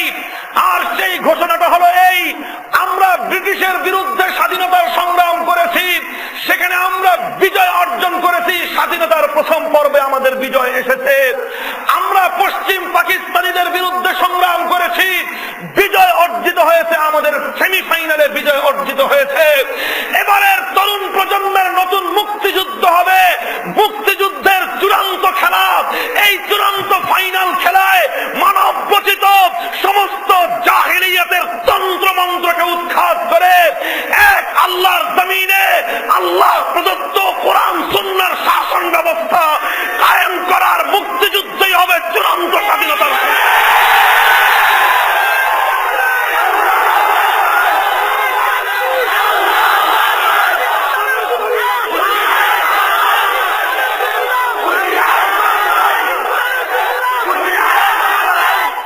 মুহতারাম হাজিরিন, এটাকেই বলা হয় স্বাধীনতার সপক্ষ শক্তি। কথা ঠিক না বেঠিক? স্বাধীনতার অর্থ শুধুমাত্র একটা মানচিত্র নয়, স্বাধীনতার অর্থ শুধুমাত্র একটা পতাকা নয়, বরং স্বাধীনতার প্রকৃত অর্থ হলো মানুষের মৌলিক অধিকার নিশ্চিত হওয়া। যদি স্বাধীনতা একটা মানচিত্রের নামই হতো, তাহলে বাংলাদেশের স্বাধীনতা অর্জিত হওয়ার পর বাংলাদেশের প্রখ্যাত একজন স্বাধীন চেতা কবি রফিক আজাদের কণ্ঠে সেই বিদ্রোহী কবিতা রচিত হতো না, ভাত দে হারামজাদা নইলে মানচিত্র খাবো। আমরা ভুলে যাই নাই, এই কবিতা কোনো মোল্লা লেখে নাই, কোন মৌলানা সাহেব লেখেন নাই, কোন মুহাদ্দিস মুফতি সাহেব লেখেন নাই, কোন ইমাম মুয়াজ্জিন সাহেব লেখেন নাই, কোন মুফাসসির কোন ওয়াইজ সাহেব লেখেন নাই। এই কবিতা স্বাধীনতার সপক্ষের একজন বলিষ্ঠ কণ্ঠস্বর লিখেছেন। ভাত দে হারামজাদা নইলে মানচিত্র খাবো। এর অর্থ কি? শুধু মানচিত্র দেখায় দেখায়, শুধু পতাকা বিক্রি করে করে কেউ স্বাধীনতার ফেরিগিরি করবা, মানুষের জনগণ তাকে কোনোদিন মেনে নেবে না। স্বাধীনতার অর্থ কি? স্বাধীনতার অর্থ হলো এই, দুনিয়া দেশের জনগণের প্রত্যেকটি মানুষ তার মৌলিক অধিকার পাবে। ও দোস্ত, মানুষের ঘরে ঘরে তার ভাতের অধিকার পৌঁছতে হবে। যেদিন জনগণ তার ভাতের অধিকার পাবে, যেদিন জনগণ সম্পদের নিরাপত্তার অধিকার পাবে, যেদিন দেশের জনগণ ইজ্জতের নিরাপত্তার অধিকার পাবে, যেদিন জনগণ দাড়ি আর টুপি নিয়ে সমাজের মধ্যে মাথা উঁচু করে নির্বিঘ্নে চলার সুযোগ পাবে, যেদিন এদেশের নারীরা নির্বিঘ্নে বোরকা পরিধান করে স্কুল কলেজ ভার্সিটি সরকারি অফিস আদালতে যেতে পারবে, যেদিন এদেশে আমার নবীকে কটাক্ষ করার মতো কোন দুঃসাহস কেউ দেখাতে পারবে না, যেদিন ইসলামকে নিয়ে কোনো কটূক্তি করা যাবে না, যেদিন আল্লাহকে নিয়ে কোনো কটূক্তি করা যাবে না, যেদিন আল্লাহর কোরআনকে নিয়ে কেউ কোনো কটূক্তি করতে পারবে না, যেদিন আল্লাহর নবী শান্তির নবী বিশ্ব মানবতার নবীর বিরুদ্ধে কেউ কোনো কথা বলতে পারবে না, যেদিন প্রত্যেকটি মুসলমান তাদের ইসলামের ধর্মের অধিকার পাবে, যেদিন প্রত্যেকটি হিন্দু তাদের ধর্মীয় অধিকার পাবে, যেদিন প্রত্যেকটি খ্রিস্টান তাদের ধর্মীয় অধিকার পাবে, যেদিন জাতি ধর্ম নির্বিশেষে প্রতিটি মানুষ তাদের মৌলিক অধিকারগুলো পাবে, সেদিনই স্বাধীনতা সার্থকতা হাসিল করবে। মানুষ যদি খেতে না পারে, স্বাধীনতা অর্থহীন। ও দোস্ত, মানুষ যদি নিরাপত্তা না পায়, স্বাধীনতা অর্থহীন। সংখ্যালঘুরা যদি মন্দিরের নিরাপত্তা না পায়, স্বাধীনতা অর্থহীন। সংখ্যালঘু হিন্দুরা যদি তাদের জীবনের নিরাপত্তা না পায়, স্বাধীনতা অর্থহীন। সংখ্যালঘু নারীরা যদি তাদের ইজ্জতের নিরাপত্তা না পায়, তাদের তাহলে স্বাধীনতা অর্থহীন। ও দোস্ত, যদি এদেশের মা বোনেরা, মুসলিম নারীরা যদি বোরকা পরিধান করে নির্বিঘ্নে সমাজে চলাচল করতে না পারে, স্বাধীনতা অর্থহীন। যদি এদেশের মুসলমানেরা যদি মাথায় দাড়ি আর টুপি নিয়ে সমাজের মধ্যে মুখ ফুলিয়ে চলতে না পারে, খোদার কসম খেয়ে বলি, মুখে মুখে যতই স্বাধীনতা বলা হোক না কেন, সত্যিকার স্বাধীনতা জনগণের দোরগোড়ায় পৌঁছে নাই। কথা ঠিক না বেঠিক? এদেশে এখনো পর্যন্ত দাড়ি আর টুপিকে নিয়ে অবমাননা করা হয় কি হয় না? এদেশে কোন মুসলিম নারী বোরকা পরার অপরাধে তাদেরকে আদালতের মধ্যে নিয়ে জোরপূর্বক তাদের মুখের নিকাব খোলা হওয়ার মতো জঘন্য ঘটনা ঘটে কি ঘটে না? পরিষ্কার ভাষায় বলতে চাই, যে দেশে টুপি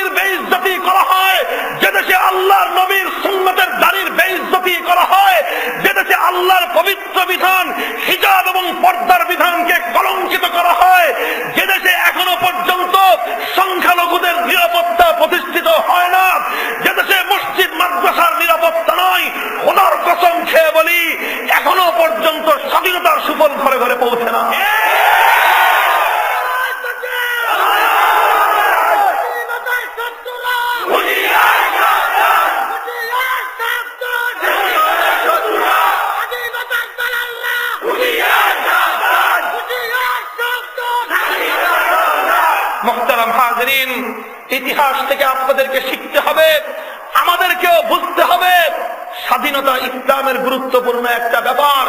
সাহাবায়ে কেরাম এই মৌলিক দাওয়াত নিয়ে ইসলামের সারা পৃথিবীতে ছড়িয়েছিলেন, কথা ঠিক না বেঠিক? কাজেই ইসলাম এমন এক পূর্ণাঙ্গ জীবন ব্যবস্থা, ইসলামের মধ্যে মানুষের জিন্দগির সমস্ত নিরাপত্তার কথা রয়ে গেছে।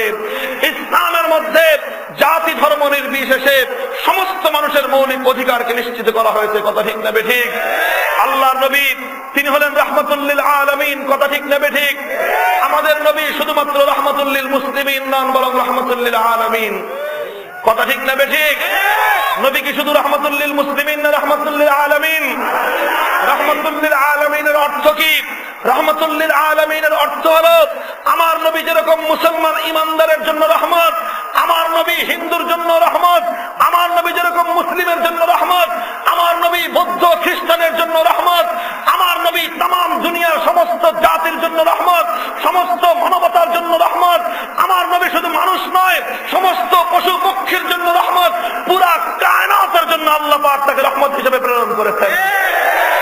সুতরাং কেউ যদি এই রহমতকে গালি দেয়, কেউ যদি এই রহমতের সঙ্গে বিদ্বেষ পোষণ করে, আমরা তো পরিষ্কার ভাষায় বলবো, আমার নবীর রহমতের দৃষ্টান্ত যদি কেউ জানতে চাও, হাদিসের কিতাবগুলো থেকে আমরা তার জ্বলন্ত দৃষ্টান্ত দিতে পারি।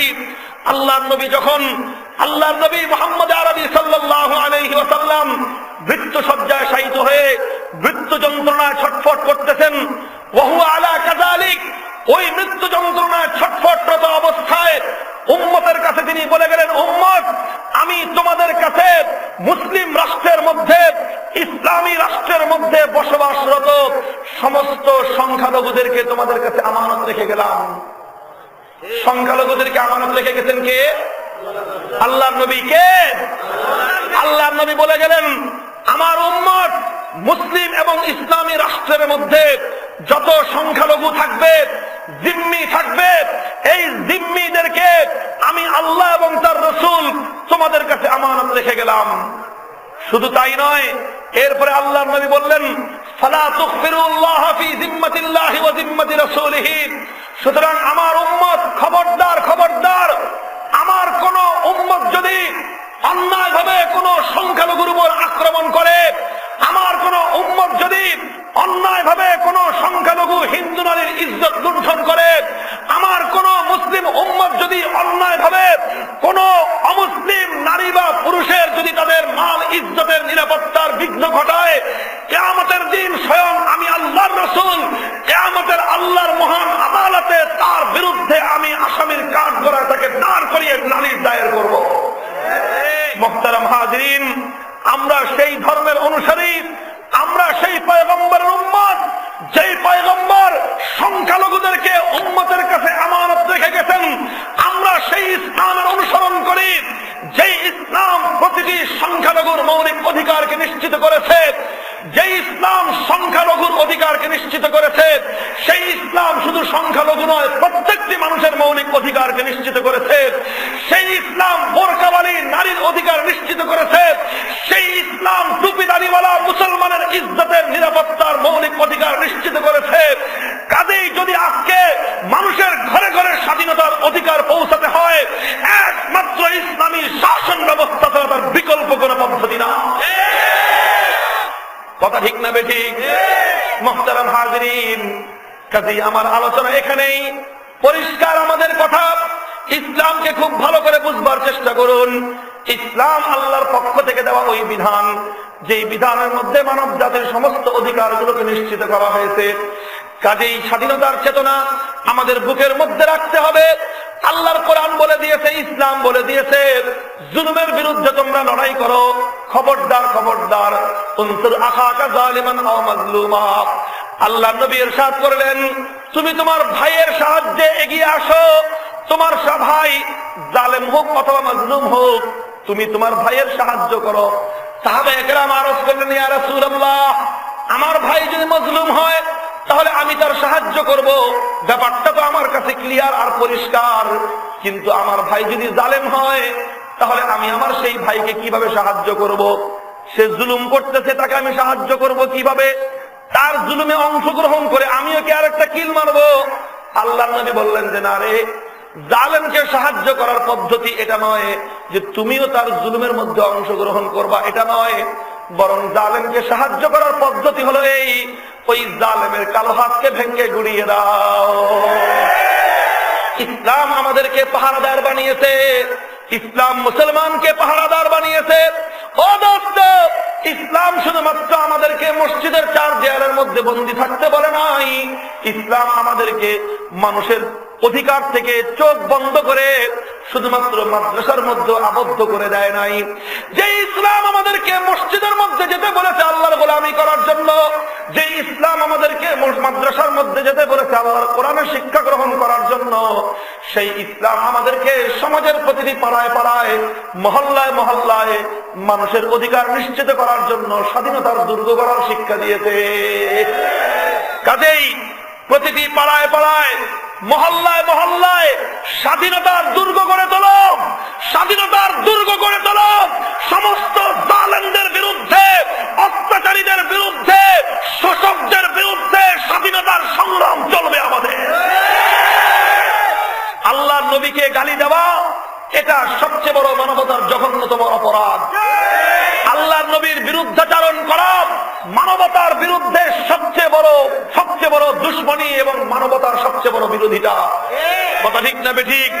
ও দোস্ত, যেহেতু আল্লাহর নবী সমস্ত মানবতার জন্য রহমত, সুতরাং যারা নবীকে কটাক্ষ করে, যেহেতু আল্লাহর নবী জাতি ধর্ম নির্বিশেষে সকলের জন্য রহমত, সুতরাং যারা নবীর সঙ্গে দুশ্মনী রাখে তারা শুধুমাত্র মুসলমানের দুশ্মন তাই নয়, বরং তারা হিন্দুদের দুশ্মন, তারা শুধু ইমানদারদের দুশ্মন তাই নয়, বরং তারা সমস্ত জাতির দুশ্মন, তারা সমস্ত গোটা মানবতার দুশ্মন। তারা আজকে বড় আক্ষেপ লাগে, আজকে বড় আফসোস লাগে একটি কথা বলতে, আমাদের বুক বিদীর্ণ হয়ে আসে, দুঃখে ভারাক্রান্ত আমাদের চোখ ফেটে কান্নার পানি ঝরতে থাকে। ইতিহাস বলে আজ পর্যন্ত পৃথিবীর কোন ভাষাকে ব্যবহার করে, পৃথিবীর কোন জাতির ভাষাকে ব্যবহার করে মানবতার নবী, বিশ্ব নবী, শান্তির নবীকে এমন অকথ্য, অশ্রাব্য, অশ্লীল ভাষায় গালিগালাজ করা হয় নাই। সাম্প্রতিক আমার এবং তোমার প্রিয় মাতৃভাষা বাংলাকে ব্যবহার করে এক শ্রেণীর কুলাঙ্গার নবীর দুশ্মন আল্লাহর নবীকে যে অকথ্য ভাষায় গালিগালাজ করা হয়েছে, আজ পর্যন্ত ১,৫০০ বছরে পৃথিবীতে আর কোন ভাষাকে ব্যবহার করে আমার নবীকে, রহমতের নবীকে এমন কটাক্ষ করা হয় নাই। সুতরাং আজকে আমরা বলতে চাই, 1952 সালে ভাষার জন্য, বাংলা ভাষার জন্য রক্ত দিয়েছিল কারা? নাম খুঁজো, সালাম, বরকত, রফিক, জব্বার। প্রতিটি মুসলমান মায়ের সন্তান বুকের তাজা রক্ত ঢেলে দিয়ে আল্লাহর দেওয়া নিয়ামত বাংলা ভাষার মর্যাদা রক্ষা করেছিল। বাংলা ভাষার মর্যাদা তারা রক্ষা করেছিল আল্লাহর নবীকে এই ভাষা ব্যবহার করে গালি দেওয়ার জন্য নয়। সুতরাং আজকে যারা বাংলা ভাষাকে ব্যবহার করে ইতিহাসের জঘন্যতম অপরাধ করেছে, তারা শুধু আল্লাহর নবীকে গালি দেয় নাই, বরং তারা আমার মায়ের ভাষা 1952 আমার ভাইয়ের রক্তে রাঙানো পবিত্র বাংলা ভাষাকে কলঙ্কিত করেছে। আমার দেশের স্বাধীন মাটিকে ব্যবহার করে, বাংলাদেশের স্বাধীন মাটিকে ব্যবহার করে আমার নবীকে যে অসভ্য ভাষায় গালিগালাজ করা হয়েছে, পৃথিবীতে আজ পর্যন্ত কোন ভূখণ্ডকে ব্যবহার করে আল্লাহর নবীকে এমন অকথ্য গালিগালাজ করা হয় নাই। সুতরাং আমরা বলতে চাই, 1971 সালে এদেশের মুসলিম জনতা, এদেশের শান্তিপ্রিয় জনতা এদেশকে স্বাধীন করেছে, এই মাটিতে দাঁড়িয়ে কোন কুলাঙ্গার আল্লাহর নবীকে গালি দেবে এই জন্য নয়। ডিজিটাল প্রযুক্তির কথা আমরা শুনলাম, ডিজিটাল যুগের কথা আমরা শুনলাম, আমরা আশ্বস্ত হলাম জাতির উন্নতি হবে, ডিজিটাল প্রযুক্তি আসলে আমরা সামনের দিকে অগ্রসর হতে পারবো।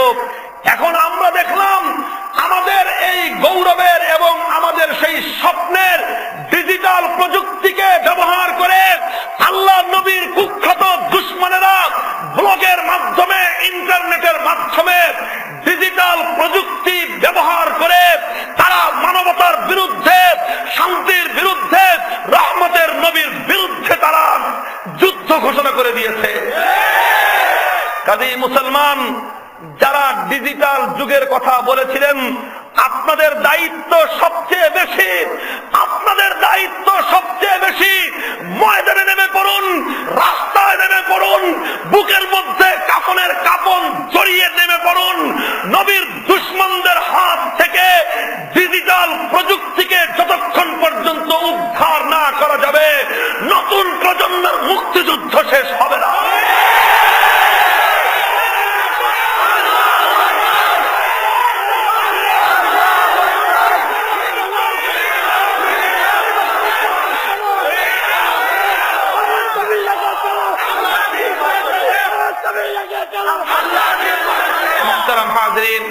কাজী আমার সর্বশেষ মেসেজ, ভাষার মর্যাদা যদি রক্ষা করতে চাই, 1952 দেওয়া পবিত্র বাংলা ভাষার মর্যাদা যদি রক্ষা করতে চাই, আগামী দিনে আমাদের পবিত্র ভাষাকে ব্যবহার করে আর কোন কুলাঙ্গার যেন নবীকে গালি দিতে না পারে তার নিরাপত্তা চাই।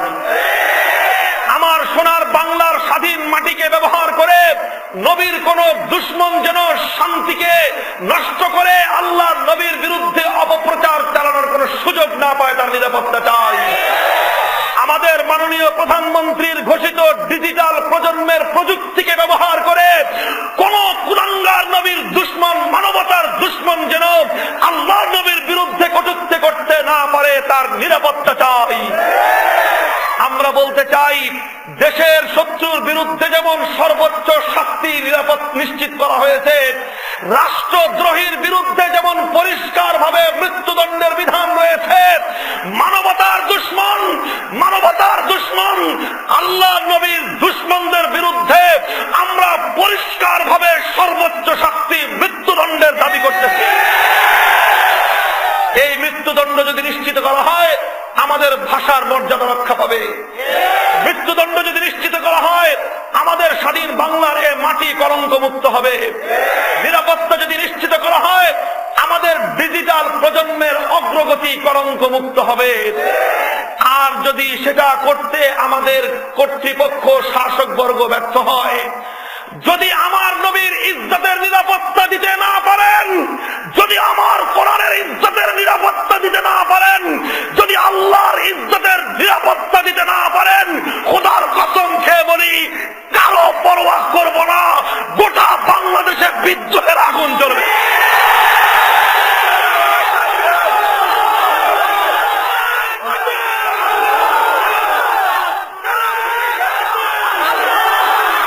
মুহতারাম হাজিরিন, কাজেই 26শে মার্চ আজকে মহান স্বাধীনতা দিবস। 42 বছর হলো আমরা স্বাধীনতা অর্জন করেছি, কিন্তু আজও পর্যন্ত এই বাংলার মাটিতে বসে আমাদের পবিত্র ভাষাকে কলঙ্কিত করা হয়, আমাদের পবিত্র জন্মভূমিকে কলঙ্কিত করা হয়, আমাদের মাননীয় প্রধানমন্ত্রীর দেওয়া ডিজিটাল প্রযুক্তিকে কলঙ্কিত করা হয়েছে। সুতরাং যতক্ষণ পর্যন্ত এই কলঙ্ক থেকে জাতিকে মুক্তির ব্যবস্থা না করা হবে, ততক্ষণ পর্যন্ত নবী প্রেমিক জনতার এই চূড়ান্ত সংগ্রাম চলছে, চলবে। আল্লাহ পাক রব্বুল আলামিন আমাদেরকে বুঝবার তৌফিক দান করুন। দেশের মধ্যে শান্তি শৃঙ্খলা প্রতিষ্ঠিত হোক, সত্যিকার মানবতার দুশমনদের বিচার হোক, নবীর দুশমনরা ফাঁসিতে ঝুলুক, আর গোটা দুনিয়ার শান্তি প্রতিষ্ঠিত হোক। শান্তিকামী মানুষেরা জাতি ধর্ম নির্বিশেষে সাম্প্রদায়িক সম্প্রীতির নদীর নিয়ে বাংলাদেশ সামনের দিকে এগিয়ে যাক। এই সকল মাদ্রাসাগুলো সেই শান্তির রক্ষা কবচ, নবীর শিক্ষা রক্ষা কবচ। যতদিন শান্তির শিক্ষা থাকবে, নবীর শিক্ষা থাকবে, ইনশাআল্লাহ স্বাধীনতা ততদিন পর্যন্ত ক্ষতিগ্রস্ত করার কোন অপচেষ্টা সফল হবে না। আল্লাহ পাক রব্বুল আলামিন স্বাধীনতার সপক্ষ শক্তির এ সকল মাদ্রাসাগুলোর দুর্গকে আল্লাহ পাক কিয়ামত পর্যন্ত হেফাজত ফরমান। উলামায়ে কেরামকে আল্লাহ পাক রব্বুল আলামিন জাতির সত্যিকার নেতৃত্ব দেওয়ার, স্বাধীনতার সত্যিকার বক্তব্য, স্বাধীনতার আসল সংজ্ঞা, আসল পরিচয় জাতির সামনে তুলে ধরবার তৌফিক দান করুন, এবং জাতিকে আল্লাহ পাক রব্বুল আলামিন সেই আদর্শ, সেই নির্দেশনা মেনে আমাদের দেশকে গঠন করা তৌফিক দান করুন। ওয়া আখিরু দাওয়ানা আনিল হামদুলিল্লাহি রাব্বিল আলামিন। আসসালামু আলাইকুম ওয়া রাহমাতুল্লাহ।